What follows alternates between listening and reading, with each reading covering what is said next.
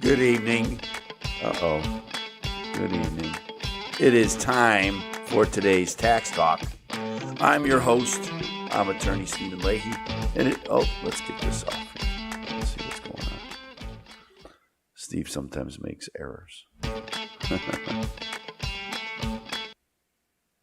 Okay, it is time for today's Tax Talk. I am your host, if I can get this up right. Stuff happens, whatever. It is time for today's Tax Talk. I am your host. I am attorney Stephen Leahy. And it is Thursday, July 21st, the year of our Lord 2022. The IRS always has a plan. They've had a lot of problems recently. The backlog, the not answering phone calls, on and on and on about the IRS problems. And so now, I don't know but that's what we're going to talk about today. And I hope you can join us on today's Tax Talk. Join us, won't you?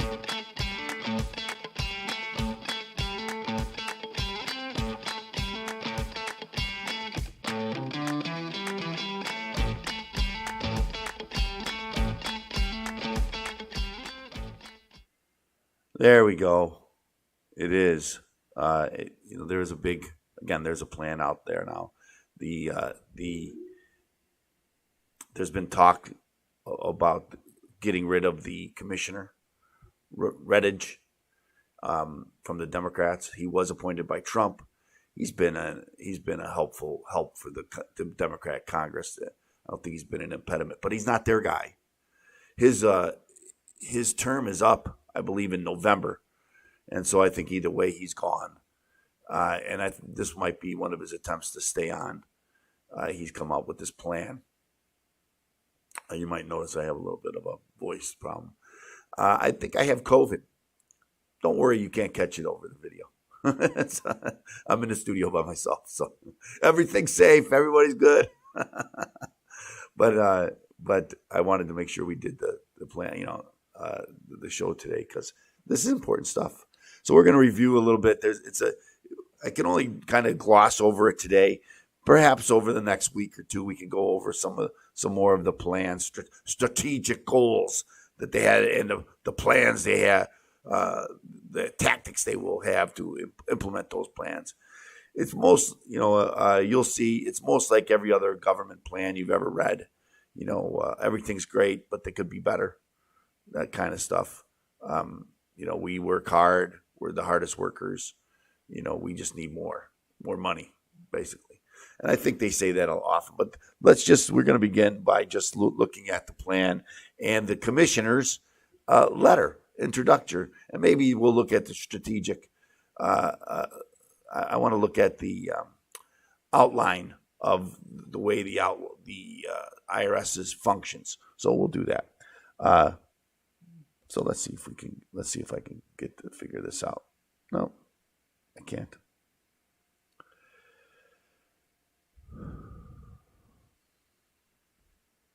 Here we go. So there we go. Here we go. This is, I wanted to put this up because it's America. And there's nothing more America than the IRS. Just ask the IRS, they'll tell you that there's nothing more American than the IRS. I think they say that in their plan. So here's the contents of the plan. I'm just going to read this about this document here. Here's the contents. You'll see the strategic plan, 4 goals: service, enforcement, people, transformation. The IRS is excited to share this multi-year strategic plan, which aligns 4 goals to the IRS mission and identifies objectives and strategies to meet the goals. Our strategic plan builds on the progress made and outcomes achieved over the many years, while weaving together the IRS mission, values, and priorities. The strategic planning team within the Office of the Chief Financial Officer facilitated the development of this plan through an inclusive and deliberative process that engaged IRS employees, leaders, adversary groups, and key stakeholders. I love the way that they're inclusive, because nothing in government can be good unless it's inclusive. They never include me, but it's got to be inclusive. After performing a comprehensive including the Department of Treasury. After performing a comprehensive current state assessment of the service, we design a plan to enable employees and stakeholders to see how their contributions support our mission of delivering high-quality taxpayer service and fair enforcement of tax law. And of course, that's what they always say, isn't it? When you call the IRS, they say, we want to get to our customers right away. I don't want to be a customer. You're a customer. That's just the way it is. Message from the commissioner. So here's the commissioner. Remember, he's on his way out, and this might be a way for him to try to hang on. I'm pleased to present the IRS Strategic Plan for fiscal years 2022 and through 2026. In publishing this plan, we want to share our strategic priorities and how they shape the important work that takes place at the IRS year in and year out to help taxpayers. As a taxpayer, do you think the IRS helps you? Just asking. The goal is to provide a roadmap to help illustrate the many ways our employees will provide service to the nation for years to come. Working for the IRS makes me extremely proud, and I'm excited about the future of our agency. My experiences as commissioner have strengthened my belief that the fully functioning IRS is crucial to the success of our nation. I don't know how we did it for 100 years without them, but they did, because it wasn't until the 16th Amendment that the IRS was really instituted in 1865 for the first time, but then and then the federal income taxes weren't till the 16th Amendment. But again, they went through almost 100 years without them. We serve and interact with more Americans than nearly any other public or private organization. You think everybody's got to pay taxes? It's like the two for certainties: death and taxes. We serve and interact with when citizens perform their civic duty each year by preparing and filing their taxes and paying only what they should. Do you look at it as a civic duty? I guess it is a civic duty, so I'll give them that. It is a civic duty. It's also a requirement by law. Okay, so, and there's penalties if you don't. I would think a civic duty is more like something I do, and then if I don't go to prison if I don't do it. They help fund critical aspects of the country's infrastructure, ranging from schools and roads to Social Security payments and the nation's military. And all the graft and overpayment and Ukrainian payments and every other, all of that also comes through the IRS. The IRS has undergone tremendous change over the past 5 years. On July 1st, 2019, the Taxpayer First Act was signed into law, and it gave us the opportunity to shape our future and rethink the way we operate. In particular, it helps us better interact with taxpayers, train our employees, and restructure our organization, all important foundations for a future success. All of that is true. I don't know if they've been really good at communicating with taxpayers, since I don't think we really hear them that much, do we? We don't hear from them that much. As we can't they won't answer our phone call. 1 in 9 phone calls get answered, and that's just the fact. As we work to deliver the TFA report to Congress, we found ourselves in uncharted waters during the COVID-19 pandemic.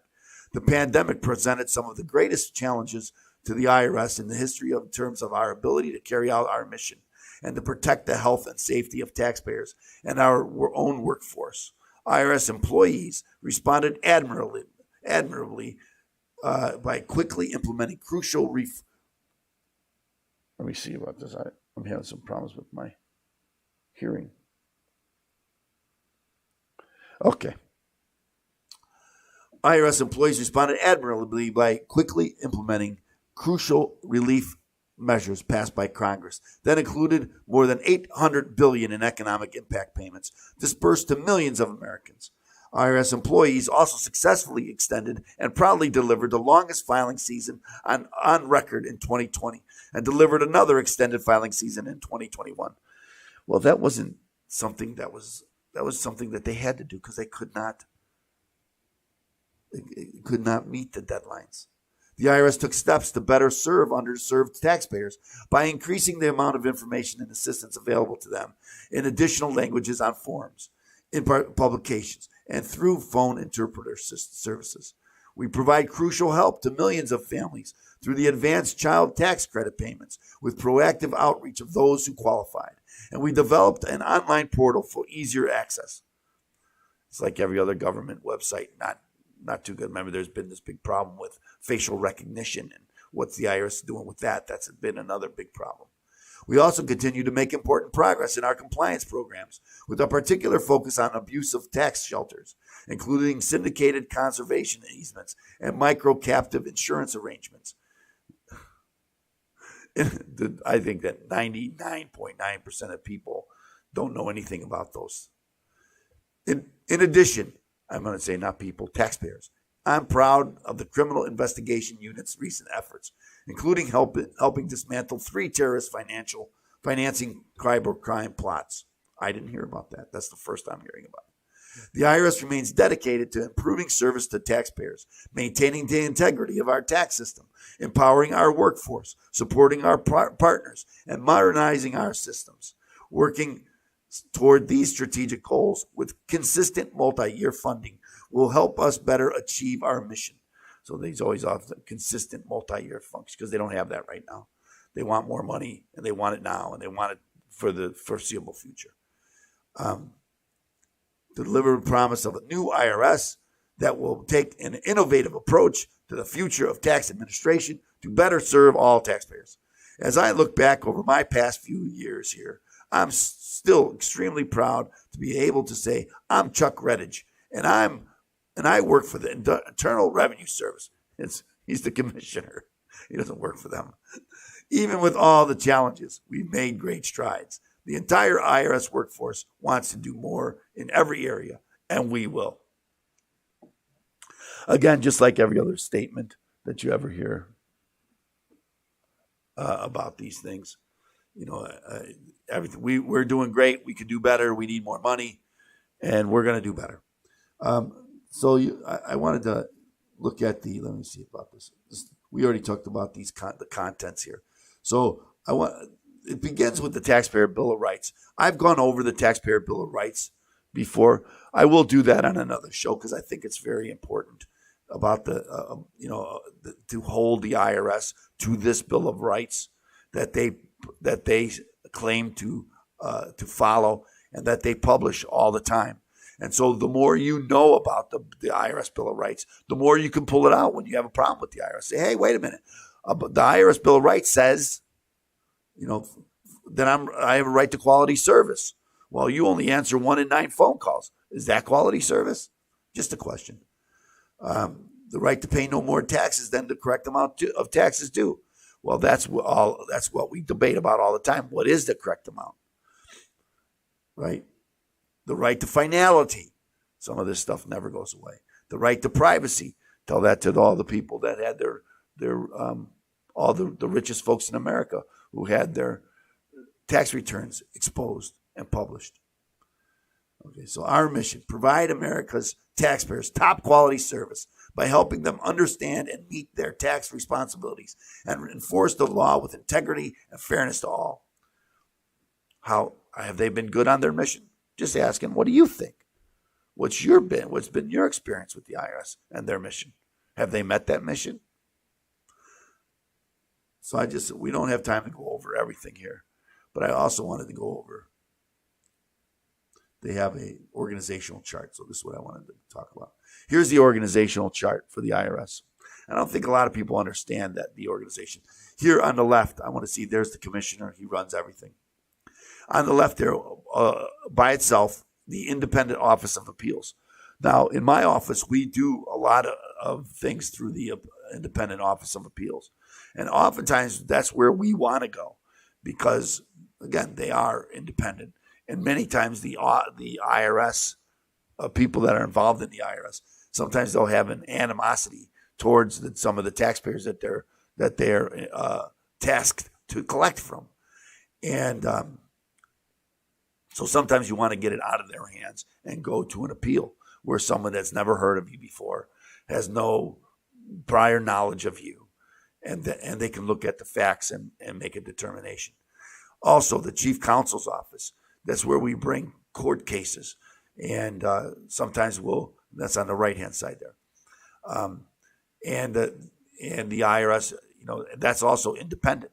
So you don't go to if you're having problems with your revenue officer, and you can go to court. Sometimes that's the best thing to do. They make a determination. Sometimes the best thing to do is to go to court. And that's a whole, so that's a different department. Deputy Commissioner of Services and Enforcement. That's where we go into collections, large and business, international, criminal investigation. So these are all part and parcel of the IRS. All on the left here under that. The Deputy Commissioner Operations Support, I don't really come into contact with them. The Enterprise Digitalization and Case Management Office, never really talked to them. Taxpayer Advocate, I kind of skipped over that. Sometimes that's an important tool to use, although people sometimes misunderstand their role. But the Taxpayer Advocate, which is, they'll tell you we're separate than the IRS. Actually, they're part of the IRS. They're just separate of collections. But they are still part of the IRS. So over the days, maybe weeks to come, we'll have an opportunity to go through some of these objectives. Maybe we can do it quickly. So we did the first goal, service, provide quality and accessible services to enhance the taxpayer experience. Enforcement, enforce the tax law fairly and efficiently to increase voluntary compliance and narrow the tax gap. You'll see the tax gap mentioned many times. I told you that's the boogeyman that they always use, the tax gap. Uh-oh, 3, where we go? 3, people, foster an inclusive, diverse, and well-equipped workforce and strengthen relationships with our external partners. Because that's what we should be, I'm not going to go there, inclusive and diverse. We know what all that means. Transformation. Transform IRS operations to become more resilient, agile, and responsive to improve the taxpayer experience and narrow the tax gap. So that's their big, narrow the tax gap. That just means going after collecting more money from taxpayers.